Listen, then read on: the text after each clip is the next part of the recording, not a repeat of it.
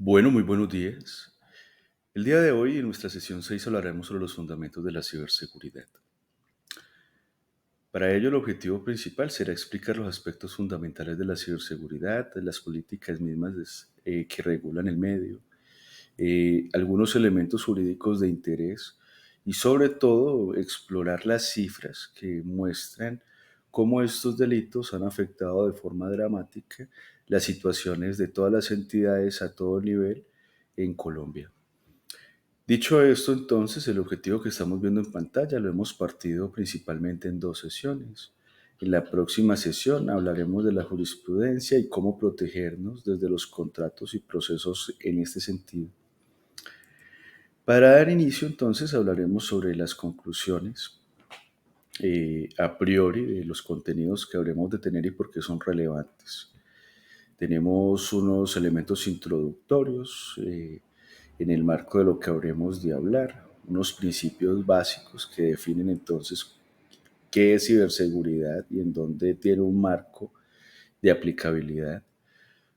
Las amenazas cibernéticas, si bien ya las vimos, habremos de desglosarlas un poco más desde las cifras, las métricas y las circunstancias.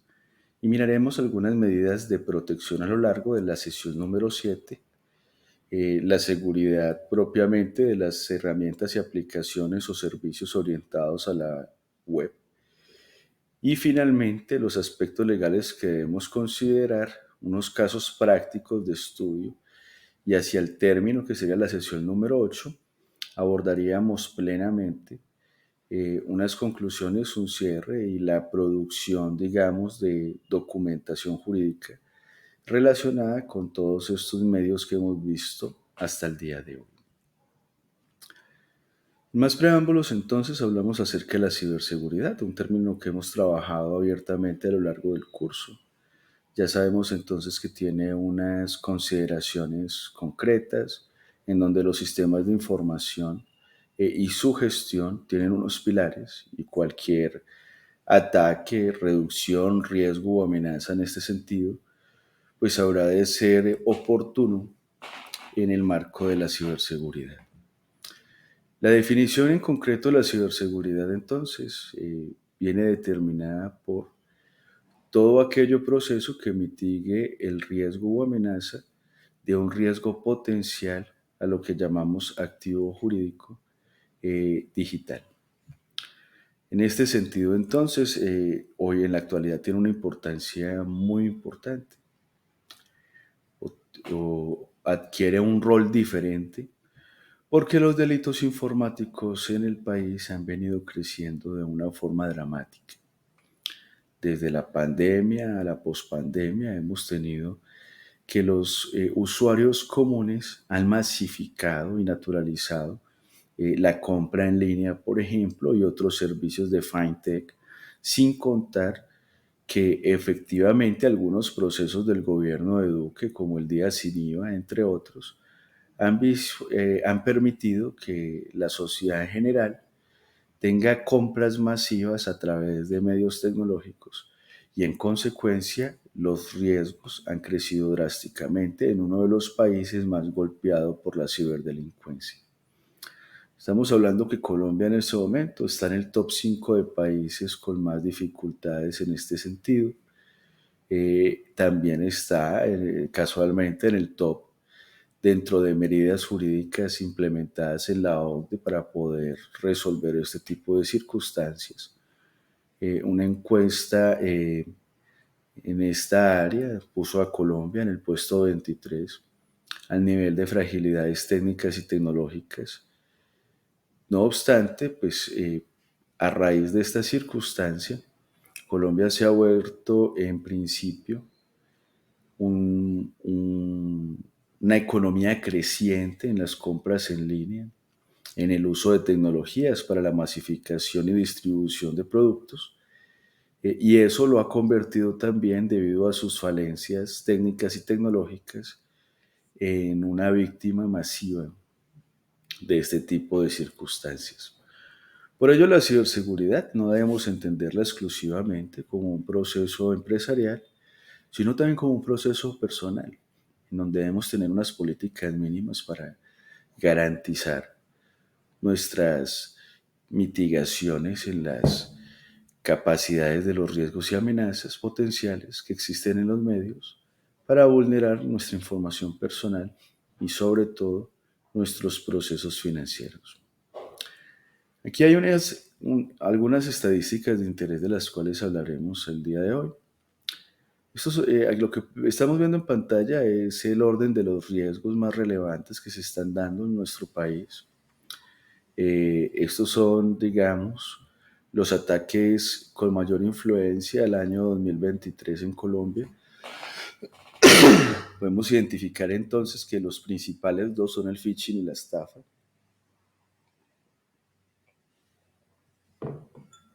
Eh, Entendemos entonces que el phishing es la suplantación de una página web y en ese sentido las páginas más afectadas por este tipo de circunstancias son la página de la DIAN como entidad pública, las secretarías de tránsito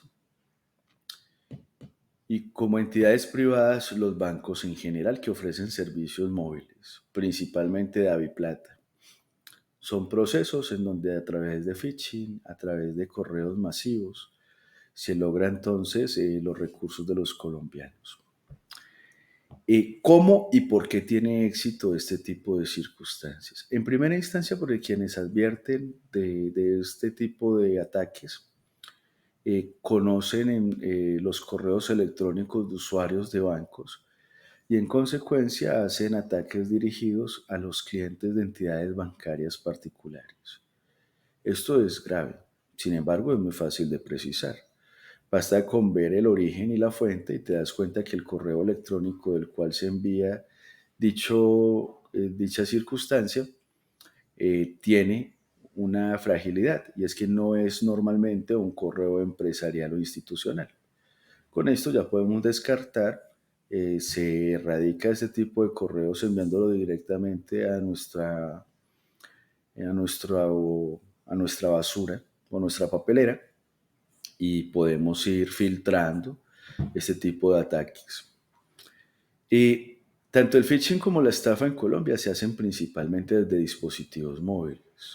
Las estafas normalmente se hacen a través de llamadas telefónicas o a través de procesos mediados a través de lo que llamamos ingeniería social, en donde se hace un acercamiento directo con el victimario o víctima y en consecuencia pues se genera todo el proceso en donde es el individuo quien entrega o da su información de forma oportuna.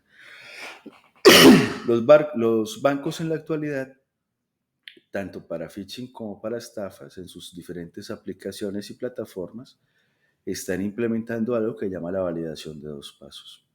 Entonces, típicamente tú a través de cualquiera de estos dos medios el victimario obtiene el usuario y la contraseña. Y la validación de dos pasos implica entonces que se te envía un mensaje, un correo, etcétera, etcétera, al dispositivo o una cuenta, dependiendo del medio que hayas implementado. No obstante, en las conversaciones con el victimario es muy común entonces que ellos predispongan a la víctima para que la víctima de forma voluntaria entregue los códigos o la información pertinente, usando como comentario, usando información interna de la víctima y en consecuencia manejan frases como, bueno, a continuación la entidad bancaria para demostrar que eres tú quien está hablando, vamos a enviarte o vamos a generar un token o vamos a enviarte una validación a través de un correo o vamos a enviarte una contraseña o una clave a través de tu dispositivo y necesito que me la repitas. Esto es extremadamente, digamos, natural en las entidades bancarias, se implementa para casi todos los procesos, pero entonces típicamente no es común que uno deba entregárselo a un funcionario. En consecuencia, la persona cae fácilmente y desde allí se hacen las compras y demás. Los spyware, desafortunadamente, como se pueden dar cuenta, está cerca del 23% de los ataques a nivel nacional. Son aplicaciones específicas para poder espiar ciertos elementos concretos de los dispositivos. En la actualidad ha estado tan de moda que incluso las parejas los instalan en los dispositivos para hacer seguimiento, control en hardware de terminales, digamos, en medio remoto. Entonces pueden tener acceso si los instalan, por ejemplo, en un dispositivo móvil, al GPS, al giroscopio, al audio, al video, a la cámara. Entonces, son aplicaciones muy delicadas porque no solo permiten acceso a la información, sino que permiten acceso dependiendo del tipo de spyware y de los alcances de permisos en la instalación del terminal al hardware integral del terminal. Entonces, esto es muy delicado. Y desafortunadamente en la actualidad su abuso principalmente se ha venido dando en orden doméstico. Incluso en Colombia hay muchos proveedores del servicio que lo ofrecen con renta. Entonces ellos van, instalan y te cobran una renta mensual por el espiar a tu pareja o entre otras circunstancias. Eh, Estos dos tipos de robo, los que vemos al final, que es robo de datos, y el que vemos como robo intencionado, son diferentes. En el primero, que es robo intencionado, es un individuo que puede tener acceso de forma directa a través de ataques muy específicos a una persona para obtener información para sus propios intereses. En el último es un acercamiento por terceros, en donde tú contratas a un tercero para obtener información. Como esta ha sido una industria, digamos, bastante volátil a nivel nacional, porque después de la pandemia, la naturalización de los procesos de compra y adquisición de bienes a través de la web se naturalizó y se masificó. En consecuencia, ha venido creciendo de una forma muy ágil y las empresas no han podido crecer en el mismo sentido en su ciberseguridad. En consecuencia, una de las proliferaciones más grandes de hackers en el mundo está en Colombia. No obstante, ahorita podremos ver un informe ministerial en donde nos damos cuenta que los ataques principalmente, digamos, de entidades públicas en el país no han sido generados en Colombia, sino de forma internacional a través de intereses geopolíticos de los cuales hablaremos posteriormente. Eh, ya podemos ver entonces que los demás ataques bajan del 10%, entonces no habremos de hablar mucho de ellos. Es importante tener presente en las consideraciones que estábamos teniendo que desafortunadamente a lo largo de la pandemia se vino naturalizando una serie de elementos muy importantes. Y desafortunadamente uno de ellos fue el uso del Internet masivo. Como producto de esto, entonces, nos hemos dado cuenta que, por ejemplo, en el año 2022, tenemos que cada 8 minutos hubo un registro de una nueva denuncia por infracciones de la Ley 1273 del 2009, que es la de hurto por medios informáticos. Esto equivale al 34% más que en el 2021 y equivale a un total de 25.413 casos en todo un año. La comparativa con el año inmediatamente anterior, en donde el delito aumentó prácticamente un 62%. Esto principalmente corresponde a unos casos de delitos muy concretos, como son la suplantación de identidad, los robos de identidad y la fuga de datos. Eh, en este sentido, las ciudades que mayor afectación ofrecen también están, digamos, relacionadas de forma directa con su volumen, digamos, poblacional y con los aspectos industriales más relevantes.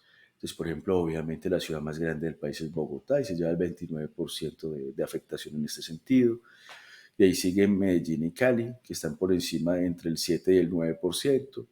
Y posteriormente tenemos Barranquilla, Cartagena, Bucaramanga y Ibagué, que son ciudades que, entre otras cosas, han tenido una industria muy seria, empresarial, y tienen muchos lugares de encuentro empresarial. Entonces es importante tener eso presente y por último tenemos a Pereira en esa dirección. Los sectores más afectados en este sentido normalmente son el gobierno, la industria general, principalmente a través de los fintech que son, digamos, atacados. La clonación de tarjetas de crédito es un delito en crecimiento también. La educación y la salud. Eh, en esta dirección, las pymes, por ejemplo, los elementos de telecomunicaciones y el sector financiero son los que principalmente se ven afectados. No obstante, es muy importante entender que al 2022 apareció, digamos, una nueva gran víctima que casualmente es el Estado. Y en este sentido hay que tener mucho cuidado porque claramente se está volviendo un proceso en el que desafortunadamente el Estado como regulador de un montón de información pública pues está perdiendo el control al respecto.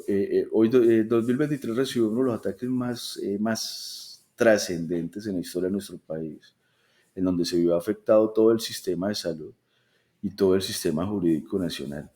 Esta es la hora que no he escuchado y no ha sido posible leer el primer informe de auditoría sobre los datos que pudieron ser afectados a través de este ataque. Entendiendo entonces el panorama nacional, entendiendo que es una realidad que en lugar de decrecer ha venido creciendo, pues claramente la demanda de ingenieros con conocimiento de ciberseguridad también es una demanda creciente. Y por ello allí van a poder encontrar quizás, probablemente, eh, muy buenas fuentes de empleo y de dividendos. En este sentido, entonces, es importante entender que la ciberseguridad centra sus esfuerzos en actividades que reducen riesgos y amenazas. Las amenazas son eventos que pueden afectar de forma directa un sistema de información, es decir, ataques potenciales o situaciones manifiestas que pueden afectar la disponibilidad de un servicio, la disponibilidad de un dato, la integridad del mismo, su veracidad, entre otros. El riesgo, por el contrario, de la amenaza no es una situación en sí misma, sino que es una cuantificación de la factibilidad de ocurrencia de la amenaza. ¿Qué tan factible es que ocurra un evento que pueda afectar el sistema de información y cuál sería su impacto? Pues el riesgo se mide principalmente en esos dos aspectos. ¿Cuál es, digamos, la probabilidad de ocurrencia de una amenaza? Y cuál sería su impacto institucional. Si yo tengo una descripción de todas las amenazas y luego puedo medir todos los riesgos asociados a ellas, puedo tener un mapa de mitigación del riesgo en donde las prioridades van a estar determinadas por la probabilidad de ocurrencia y claramente por el impacto. A mayor impacto y mayor probabilidad de ocurrencia y su relación, pues tendré que darle digamos, una atención mucho más ágil y mucho más concreta a esa amenaza puntualmente. En ese sentido, entonces, tenemos unos principios básicos sobre los cuales habremos de abordar la mitigación de los riesgos y las amenazas a todo nivel. Estos elementos habremos de abordarlos en la sesión siguiente de forma, digamos, más prolongada y oportuna. El primero es lo que tiene que ver con confidencialidad, integridad y disponibilidad de la información. Ya tenemos unos marcos normativos de los cuales hemos hablado, en donde efectivamente la confidencialidad define digamos, la información personal. También define una serie de procesos en los cuales, de acuerdo a la legislación actual, de acuerdo a nuestros procesos administrativos a través de TEC o FinTech, no pueden ni divulgar nuestra información ni afectarla de ninguna manera. La integridad tiene que ver simplemente con la veracidad de la información que se suministra y la disponibilidad con tener acceso a ella. Cualquier circunstancia que afecte cualquiera de estos tres aspectos se considera si es de un tercero, un ciberataque, y si no, digamos, una situación que afecta el sistema de información y por eso está reglamentado también. Cuando hablamos de identificación y autenticación, hablamos en dos aspectos diferentes. El primero al nivel de las acciones que tiene un individuo al interior de un proceso determinado en una entidad, en donde tiene que haber una trazabilidad, etcétera, etcétera.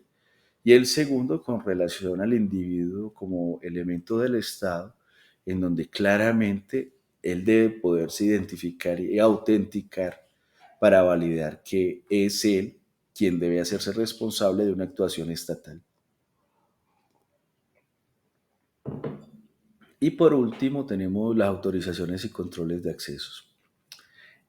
Estos tres aspectos habremos de abordarlos ampliamente dentro de cómo generar un mapa de gestión de riesgo, cómo blindarnos, no solamente jurídicamente, sino técnicamente en cada uno de estos aspectos, cuando estamos gestionando un sistema de información. Este sería como el abrebocas de lo que nos espera en la sesión número 7, que habrá de estar disponible dentro de la plataforma a partir de la sesión perdón, a partir del día miércoles. A continuación vamos a ver entonces algunos elementos de interés. Eh, el primero lo voy a dejar como material de consulta, que tiene que ver con las quejas de protección a datos personales a nivel nacional. Vamos a darnos cuenta de cómo nuestras bases de datos se están filtrando y los sistemas de información, en lugar de retener o de salvaguardar nuestros datos, parecen coladores a los cuales se les echa agua, y en consecuencia nuestros datos y nuestra información personal está siendo filtrada a terceros de forma masiva. Entonces, hay algunas pretensiones y cuidados que debemos tener en esa dirección. Este es un artículo bastante interesante que nos habla acerca de esas realidades nacionales de las que escuchamos pocos. No obstante, tenemos un informe ministerial. Este es sobre ataques cibernéticos, es muy interesante porque nos muestra que los ataques se han vuelto políticas de Estado, y en ese sentido la información de terceros es relevante para incluso países fuera de nuestras condiciones. Nos damos cuenta que 9 de cada 10 ataques que se generan en Colombia a las entidades gubernamentales no se hacen desde Colombia, sino que se hacen desde países como Rusia, se hacen de países como China, y un actor nuevo importante en esa dirección es Venezuela. Entonces vamos a ver ese informe, el cual también va a estar dentro de los recursos de la sesión. Y por último, tenemos una charla bastante interesante de juristas. Esa es una mesa que se abre por parte de una de las universidades más prestigiosas de derecho del país. Es una charla que dura hora y cuarto, más o menos. No obstante, la intervención de quien la emite dura solamente unos 37 minutos a partir del minuto 34.17, que es a partir de donde los invito a escucharla. Y lo que hace el jurista es ampliar todo el marco jurídico que entendemos por ciberdelincuencia, y en esa dirección hace un énfasis muy concreto a las leyes que se aplican a nivel nacional, y particularmente la ley 273 del 2009. Posterior a su intervención hay una charla, un encuentro entre el panelista y algunos abogados que participan del panel, generando algunas inquietudes prácticas sobre cómo se obtiene, por ejemplo, material probatorio de este tipo de delitos, cómo debería interponer la denuncia, etcétera, etcétera. Entonces, recomiendo poner pues de poner sé que es un poco extenso, pero es un panel que vale la pena porque nos da luces sobre las realidades jurídicas vistas desde abogados, especialistas en el área, y cómo se generan los ejercicios para que no vayan a tener inconvenientes posteriores. Estos tres elementos van a estar en el material de consulta con los títulos tal cual los pueden identificar allí. Y finalmente, es importante entender e inferir que, a la luz de lo que acabamos de ver, los delitos informáticos en el país han venido creciendo de una forma alarmante y abrumadora. Eso genera, en principio, un desafío muy importante para los estudiantes y es generar conocimiento sobre cómo mitigar las amenazas y los riesgos al nivel de ciberseguridad en las entidades y en el ejercicio personal. Aquí se generan dos líneas bastante interesantes profesionales. La primera es el coaching para el autocuidado en ciberseguridad, que se puede masificar de forma directa individuo a individuo, porque unas políticas personales en el uso de cualquier medida, FinTech, etcétera, relacionada con compra, adquisición, usos de datos personales, correos, etcétera, etcétera, puede mitigar drásticamente los riesgos individuales de ser, digamos, víctima en cualquiera de estas circunstancias nefastas. Y por otro lado, al nivel de las empresas, pues ya tenemos todo un abanico de posibilidades profesionales de crecimiento en esta línea, ¿cierto? No solamente capacitaciones internas, sino la gestión de procesos, la gestión de software. Hablaremos bastante al respecto en la sesión siguiente. Y para terminar, es claro que en toda situación humana de dificultad se genera la oportunidad de resolver, donde siempre hay problemas, quienes resuelven son oportunos y gratos. Por ello, esta es una línea que puede ser muy interesante, 100% recomendada. Es de una curva de aprendizaje, digamos, media, por llamarlo, dentro de los ejercicios de formación al interior de la industria. No obstante, es claro que los desafíos del aprendizaje de la ciberseguridad implican tener un consenso de conocimientos técnicos muy amplio en servidores, comunicaciones, etcétera, etcétera, lenguajes de programación, bases de datos, pero como las herramientas de gestión de seguridad abarcan y automatizan muchos de estos procesos, pues por eso hablamos de que la curva de aprendizaje podría ser media y una persona que dedique al menos un año de estudio a esos temas, incluso de forma personal, puede ya tener un conocimiento suficiente para el ejercicio.